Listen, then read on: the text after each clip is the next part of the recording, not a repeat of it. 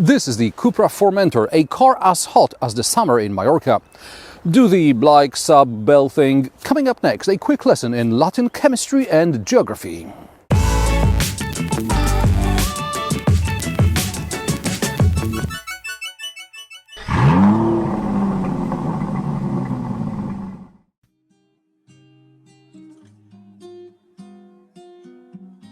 Cupra is Seat's former sport branch. Today, it is a sub-brand drifting towards becoming a separate brand focused on sport-oriented models. Cupra was short for Cup Racing. It also seems to be a reference to copper, or cuprum in Latin, the symbol for which is Cu if you're into chemistry. And now onto geography. Formentor is a peninsula in Mallorca. Once we'll be able to travel again, I strongly recommend that you check out the Spanish island, a paradise for cyclists, but also where many car journalists attend press launch events off-season. Great roads and stunning views. Back to the car. What is the Cupra Formentor? To put it simply, it's a Seat Leon with raised ground clearance and longer overhangs. However, if you go for the Seat Leon, 150 horsepower TSI or a 204 horsepower PHEV is all you're going to get. In the Cupra, on the other hand, this is where you start. For now, some of the Seat engines are available in the Cupra, but ultimately Cupra will have a separate VIN and it will become a full-fledged separate brand. This will allow Seat to keep the emissions down and therefore prices in check. And if someone wants a bit of that auto emocion, they will have to pay for a more powerful Cupra.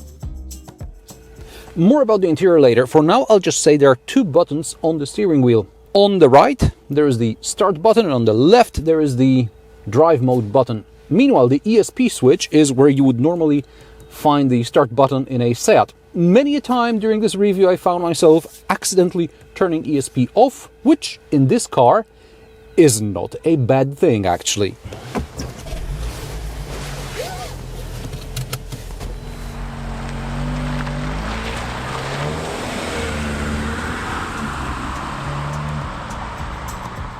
Formentor's engine lineup starts with a modest 150 horsepower 1.5 TSI engine with a manual gearbox and front-wheel drive.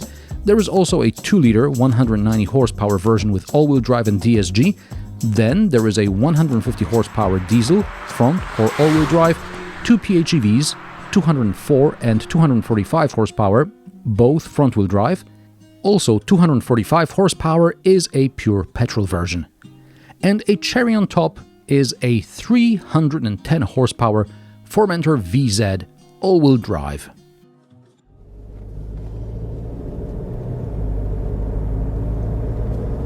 This is the 310 horsepower Formentor VZ, as in veloz, which means fast in Spanish. And fast it is. Cupra says it should do 0 to 100 kilometers per hour in 4.9 seconds. With launch control, I got 4.6.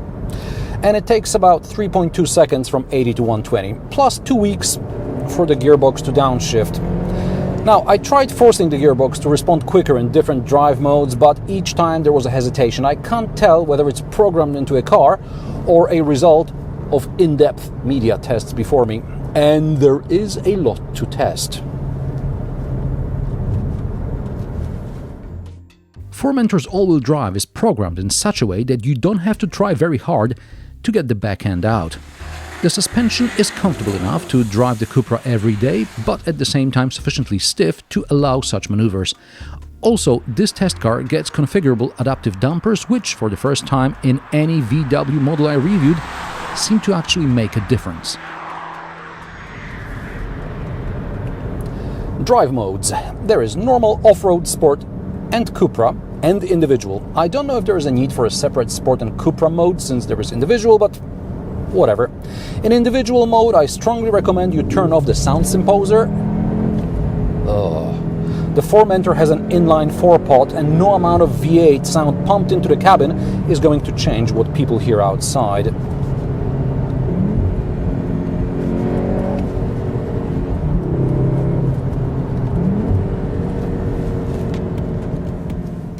Individual mode also lets you adjust the suspension stiffness, steering feel, reaction to the gas pedal, adaptive cruise control, all-wheel drive, etc.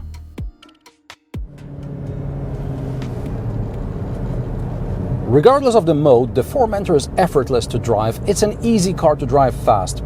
Some sport-ish cars are too demanding, too aggressive, too uncomfortable.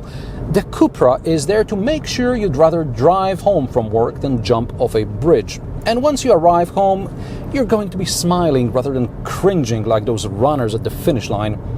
Several of my friends on Facebook seem to like running, and I only see them cringing when they collect their numerous trophies. None of them are smiling.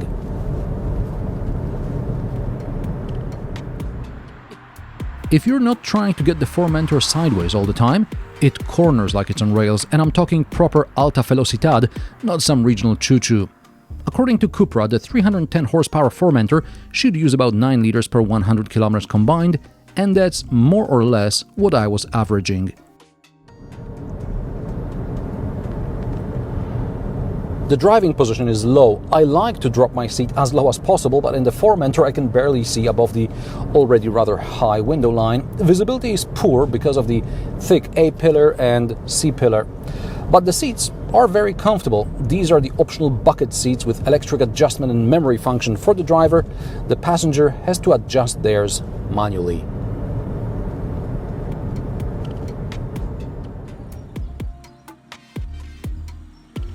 And since there is an off-road mode, let's give it a try. This is a diagonal test. I stop halfway up an incline as 2 wheels on the opposite sides of the car lose grip. I then try to get going again and see what happens. The first attempt is in normal mode.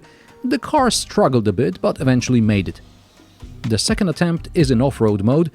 From behind the wheel, I didn't feel much of a difference.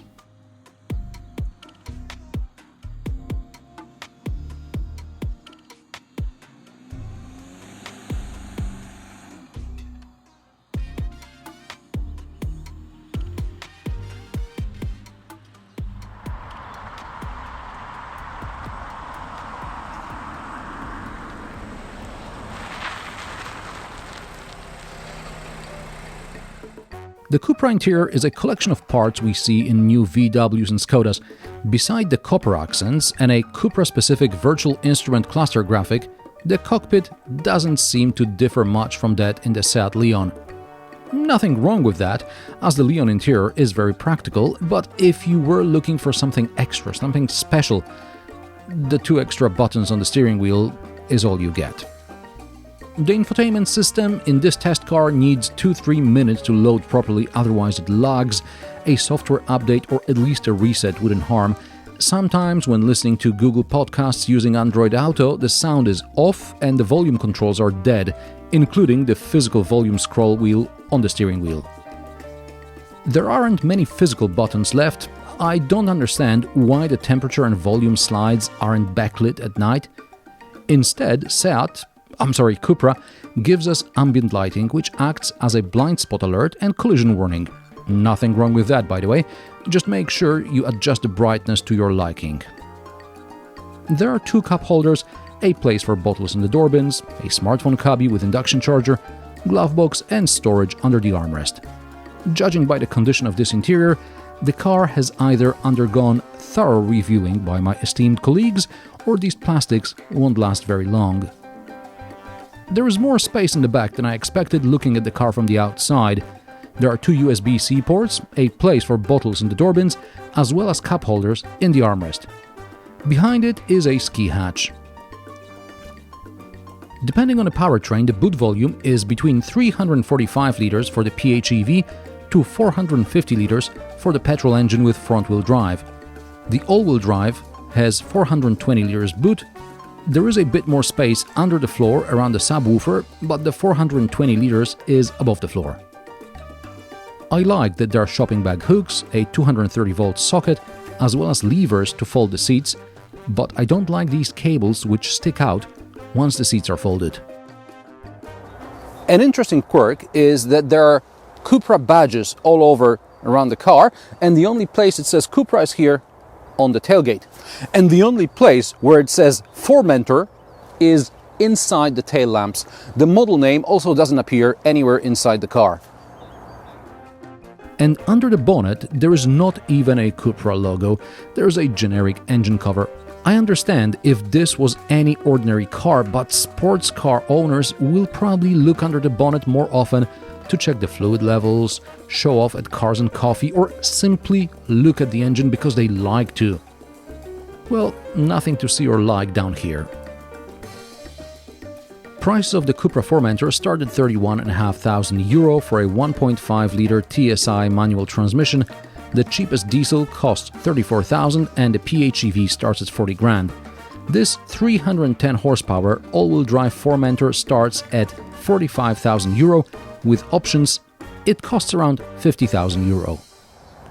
The Cupra Formentor is something between the Golf and the Tiguan. The Mark 8 Golf R and the facelifted second-generation Tiguan R offer identical performance and, based on my experience with the Tiguan R, similar driving characteristics. Possibly an advantage is that very few people know what on earth is a Cupra. And how do you like the Cupra Formentor? Is that a car you may be considering instead of a Golf R or a Skoda Octavia VRS? Let me know in the comment section below.